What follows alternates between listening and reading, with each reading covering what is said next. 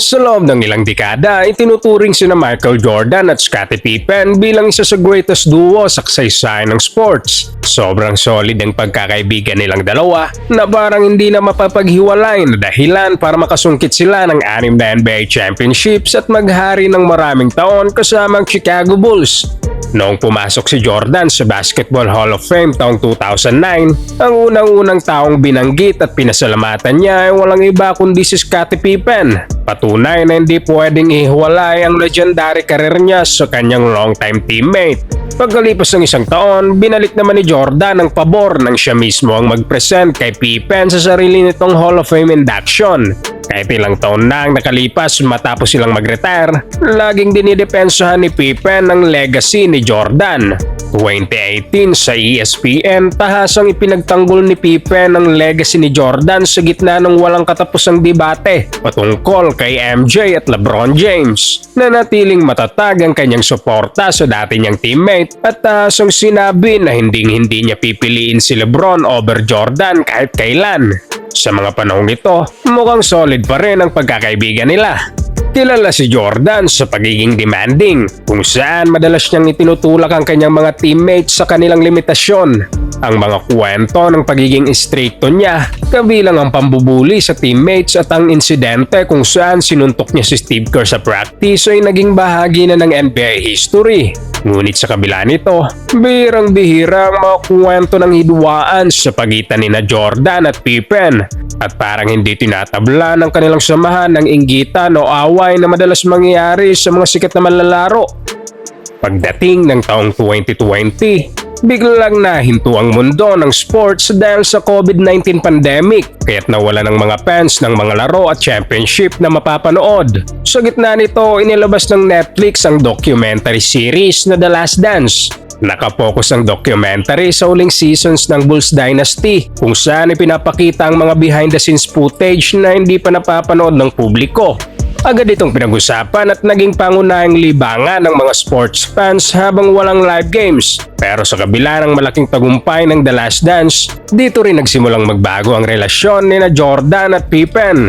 Para sa maraming manonood, ang series ay hindi lang basta basketball documentary, kundi kwento na ginawa lang para i-highlight ang greatness ni Michael Jordan at ginamit ang mga lumang NBA games para ipakita na si Jordan ang pinakasikat na icon sa basketball. Dinisenyo ang documentary para kahit ang mga hindi masyadong panang basketball ay ma-enjoy ito. Kaya't mas binigyang pansin umano dito ang individual greatness ni Jordan kesa sa contribution ng buong team. At hindi na rin ito nakakapagtaka dahil kinailangan ng direktor na si Jason Heher ang approval ni Jordan para magawa ang film at malaki ang naging parte ni Jordan sa naging final version ng kwento. Isa sa biggest criticism sa The Last Dance ay kung paano ipinakita ang mga teammates ni Jordan. Sa documentary, hindi masyadong nabigyan ng atensyon ang supporting cast kahit na ang Bulls ang may isa sa pinakamalakas na roster sa NBA history. Halos hindi na highlight na si Steve Kerr na most accurate 3-point shooter sa NBA noong mga panahon na yon. Si Horace Grant na ilang beses na pasama sa all-defensive team ay hindi rin masyadong nabigyan ng credit, habang si Tony Kukoc na isa sa best European players sa mundo at versatile na power forward ay halos hindi rin na-explore sa kwento. Minimal lang din ang atensyon kay Ron Harper na isang defensive standout at ang center na si Luke Longley naman ay halos hindi nabigyan ng focus. Kahit si Dennis Rodman na nagkaroon ng malaking screen time ay mas nakatutok ang kwento sa wild personality niya kesa sa mga achievements niya bilang isa sa greatest rebounders sa history ng basketball. Pero sa lahat ng players, si Scottie Pippen ang pinaka-naapektuhan sa naging portrayal ng documentary.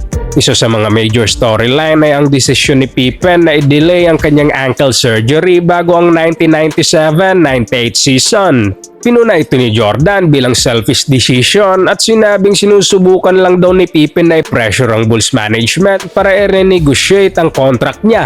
Komplikado ang financial situation noong time na yon. Sa season na yon, kumikita si Jordan ng around $33 million habang si Pippen ay nasa $2.7 million lang time kahit isa siya sa best players sa buong liga. Kahit na na-highlight sa second episode ng documentary ang mahirap na journey ni Pippen papuntang NBA at ang kanyang rise to stardom, mabilis pa rin ibinalik ang focus kay Jordan na lalong nag-reinforce sa main narrative ng series.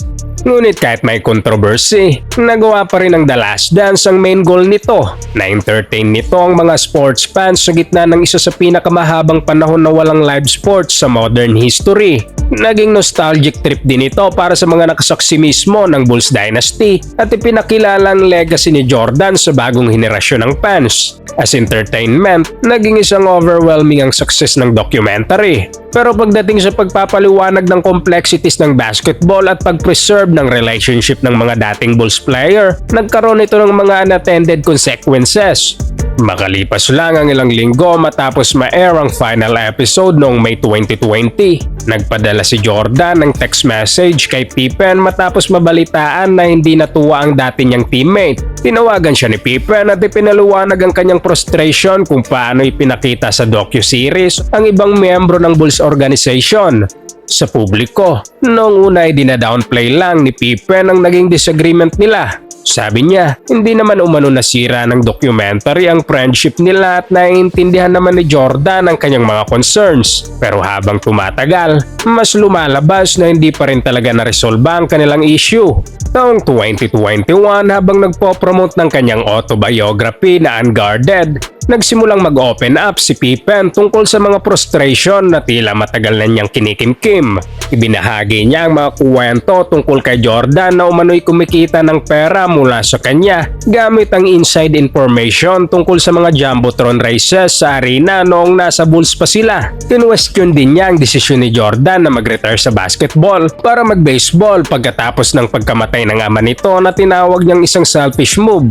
Nagpatuloy pa si Pippen sa pag-challenge sa ilang pinaka-celebrated moments sa karir ni Jordan. Minaliit niya ang sikat na flu game ni MJ at binanggit din na hindi siya nabigyan ng sapat na credit kahit naglaro siya na may herniated disc noong 1998 NBA Finals. Sa puntong ito, mas lumalim ang naging criticism ni Pippen. Sa libro nito, sinabi niya na hindi dahil sa leadership style ni Jordan kaya nanalo ang Bulls ng 6 na championships. Ayon kay Pippen, nagtagumpay ang team dahil sa team first approach na itinuro ni Phil Jackson na sa tingin niya ay wala noong mga early years under Doug Collins. Nag-shift din si Pippen ng stance sa LeBron James-Michael Jordan debate. Ayon sa kanya, ang influence ni Jordan ay nag-encourage sa bagong henerasyon ng mga manlalaro na mas tumutok sa individual glory kesa sa team basketball. Sa kabilang banda, pinuri niya si LeBron James dahil sa pagiging all-around player at sinabing si LeBron ang mas kumakatawan sa tunay na essence ng basketball. Umabot din ang criticism niya sa The Last Dance mismo. Para kay Pippen, paulit-ulit lang ang formula ng bawat episode, kung saan si Jordan ang itinataas bilang legend habang ang mga teammates ay naging supporting characters lang. Nabanggit din niya ang issue na reportedly tumanggap si Jordan ng $10 million para sa involvement niya sa documentary, habang ang ibang Bulls player ay walang nakuha kahit 5.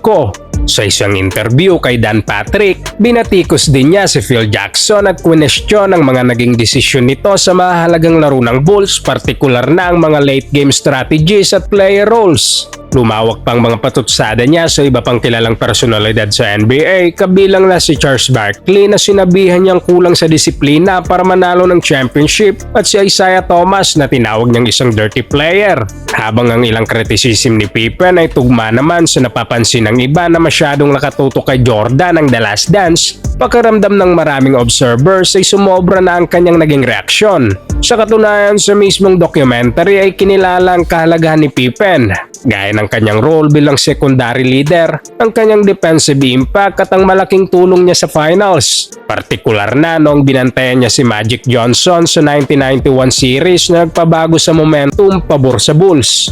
Sa kabila nito, ang mga patuloy na banat ni Pippen sa media ay lumikha ng malaking lamat sa kanilang samahan na tila mahirap ng maayos. Maintindihan naman na mahirap talagang maging shadow ni Michael Jordan, pero sa tindi ng mga banat ni Pippen mukhang mas malalim pa rito ang tunay niyang sama ng loob na lagpas pa sa usaping pelikula. Pero sa panahong mainit ang kontrobersya, hindi kailanman sumagot si Michael Jordan sa mga banat ni Pippen at di siya naglabas ng anumang interview o statement.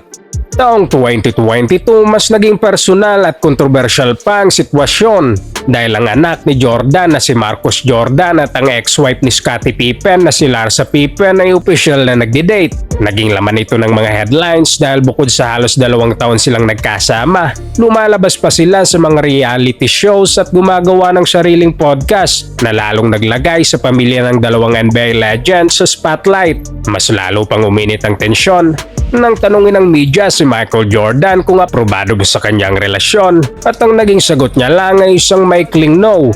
Kahit na naghiwalay din si Marcus at Larsa noong early 2024, ang naging eksenang ito ay nagdagdag ng panibagong layer ng lamat sa samahan ni na Jordan at Pippen. Kung may komento o reaksyon, ilagay mo lamang sa ating comment section at babasahin nating lahat yan. Huwag kalimutang mag-like at subscribe para sa mas marami pang sports kwento.